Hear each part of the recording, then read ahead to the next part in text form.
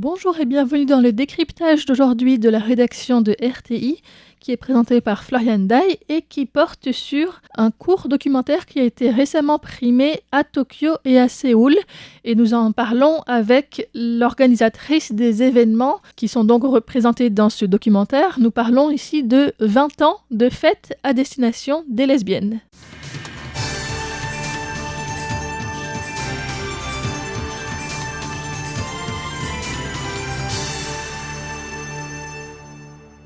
Et nous sommes aujourd'hui en compagnie de Wang Anjun, ou bien AJ, d'après ses initiales en anglais donc, qui nous parle de comment, il y a plus de 20 ans, elle a commencé à organiser ce type d'événement.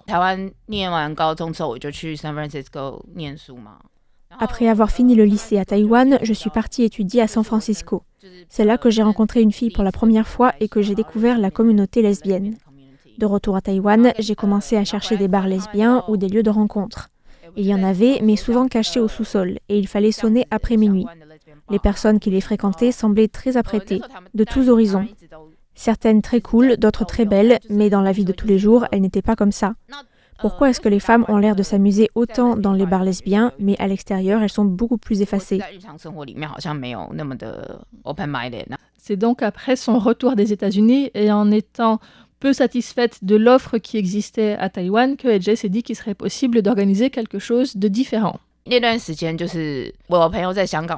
peu près à ce moment-là, une amie a organisé une soirée entre filles à Hong Kong dans un bar très chic de Lan Kwai Fong. Elle avait invité des mannequins, des DJ et des célébrités. C'était une grande fête ouverte. Il y a des grandes différences culturelles entre Taïwan et les États-Unis ou l'Europe, mais Hong Kong est plus proche. Je me suis dit que si à Hong Kong on organisait ce genre de soirée, à Taïwan, ça devrait aussi être possible. Comme sa famille travaille dans les médias et que ses premiers emplois étaient aussi dans le domaine de la rédaction de magazines en lien avec la mode et la sous-culture, AJ en a profité pour organiser une soirée entre filles et elle a commencé par faire la promotion de cette soirée puisque à l'époque c'était il y a donc plus de 20 ans et les réseaux sociaux et les téléphones portables n'étaient pas du tout ce qu'ils sont aujourd'hui. Pour notre première soirée, nous sommes allés dans le quartier de Ximending distribuer des flyers. J'en donnais aux filles qui me semblaient peut-être lesbiennes. La plupart des gens réagissaient très bien, mais il y avait aussi quelques filles qui avaient pourtant vraiment l'air lesbiennes, qui n'ont pas semblé ravies quand je leur ai donné. Alors que le flyer indiquait clairement une soirée lesbienne. Certaines filles étaient vraiment trop mignonnes, avec des cheveux très courts et un look de garçon manqué. Je ne comprenais pas pourquoi elles réagissaient comme ça. Lorsqu'on parle d'organisation d'événements, réussir à faire une communication efficace et à toucher son public cible, eh bien, c'est tout un travail. Ensuite, les canaux de communication se sont multipliés. Il n'y a plus besoin d'aborder les gens dans la rue, mais avant, c'était la seule option. Enfin, il y a 21 ans, on organisait des sites comme PTT ou Yahoo, Taïwan, pour les rencontres, mais je voulais toucher un public différent. Internet n'était pas aussi développé, alors j'allais directement dans la rue distribuer des prospectus. Maintenant, avec les réseaux sociaux, il n'y a plus besoin de distribuer des prospectus dans la rue. Mais j'aime bien le faire. Sinon, je suis aussi allée à un concert d'une chanteuse que les lesbiennes apprécient beaucoup pour distribuer des flyers avant ou après. Ça marche aussi très bien parce que les gens sont déjà dans un état d'esprit festif. Je ne serais pas naïve au point d'aller distribuer des flyers à la sortie d'une messe devant une église clairement homophobe. Quoique, je serais capable de faire ça pour voir leur réaction. Mais ce n'est pas ma priorité. Ensuite, pour organiser une soirée avec l'objectif d'avoir quelques centaines de personnes, c'est aussi quelque chose qui demande de la pratique. Et pour ça, elle a eu la chance de rencontrer quelqu'un qui était plus expérimenté. J'ai eu la chance de rencontrer Kelly. Au début, j'ai fait appel à elle comme présentatrice et responsable modèle pour le visuel clé. Elle avait beaucoup d'expérience en tant que DJ dans des bars gays. Pour la première fête, j'ai cherché des modèles et des photographes pour réaliser un visuel du style des revues de mode et elle était DJ. Elle m'a demandé si j'avais un show de prévu. Quand j'ai dit non, elle m'a dit que ça n'irait pas pour une fête gay. Les gens trouvaient ça trop ennuyeux. On a donc fait un défilé avec 6 modèles en sous-vêtements et Kelly, en tant que présentatrice, a créé des interactions. Les lesbiennes adorent tout ce qui est interactif. Pour mieux connaître un petit peu ce qui se fait dans le monde de la fête, AJ est allé voir d'autres boîtes de nuit, gays ou pas. Et comme pour ouvrir un restaurant, par exemple, eh bien, il faut que, même si on a des plats très typiques, eh bien, ils aient quelque chose de particulier aussi, une présentation jolie, et ça doit être aussi actualisé de temps en temps selon les tendances du moment.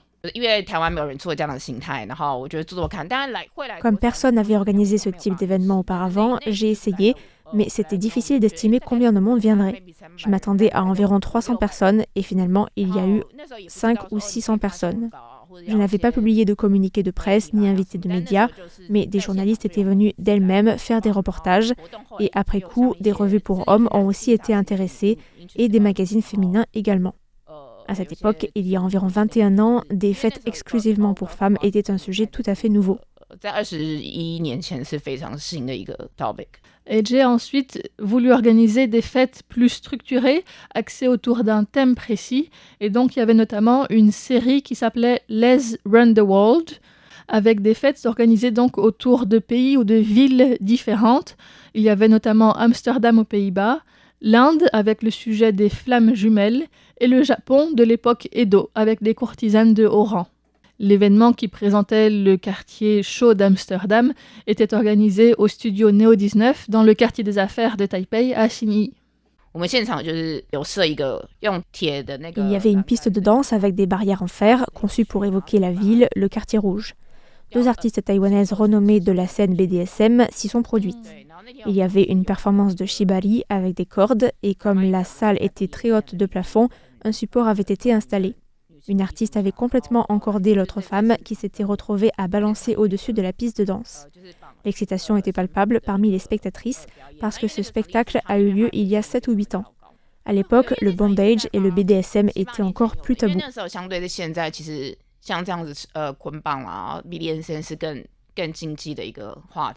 Après avoir organisé plus d'une dizaine de fêtes avec des spectacles de chant et d'animation divers, AJ voulait organiser des spectacles qui permettent d'être vus sans interrompre non plus les personnes qui voulaient continuer à danser. Pour la fête japonaise, 2 actrices taïwanaises vêtues de costumes japonais de l'époque Edo ont interprété l'histoire d'une prostituée travaillant dans un bordel.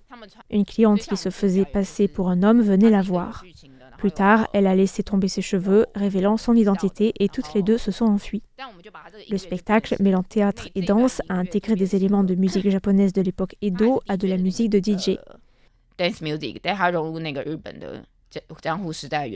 Il y avait donc à la fois de la danse sur scène, mais aussi des projections vidéo en live, et le spectacle s'intégrait à l'ambiance festive de la soirée avec les lumières et les effets spéciaux. La dernière grande fête de ce type a été organisée en 2023 et après 20 ans, AJ a décidé de cesser un petit peu cette série parce que des fêtes pour 800, 900 personnes, parfois plus, ça demande vraiment beaucoup d'argent, d'efforts et de temps. Et elle avait plutôt envie de commencer à faire autre chose.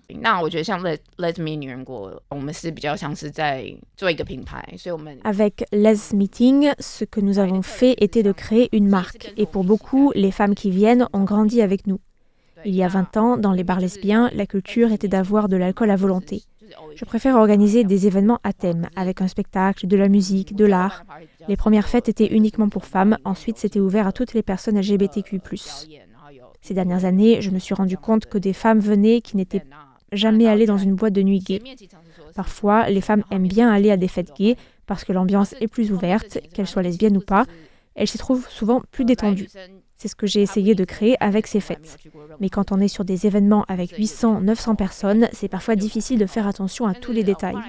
Après, j'ai aussi organisé des fêtes pour 70, 80 personnes et c'est possible d'avoir quelque chose de plus soigné jusqu'au bout.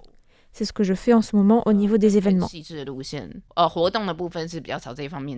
C'est donc à partir de ces 20 années de fête qu'a été tourné le documentaire Stay Hot, Stay Chill, Xianyuhai Zhangda. Donc la petite fille a bien grandi.